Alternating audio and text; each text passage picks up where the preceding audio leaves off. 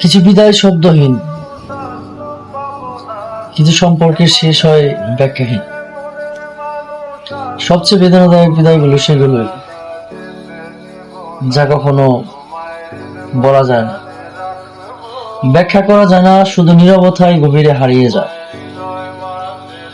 হঠাৎ করে নেমে আসা নিস্তব্ধতা, না বলা শেষ কথা, উত্তরহীন প্রশ্নগুলি, সবকিছু রাতের অন্ধকারে আরো তীব্র বেদনাদায়ক হয়।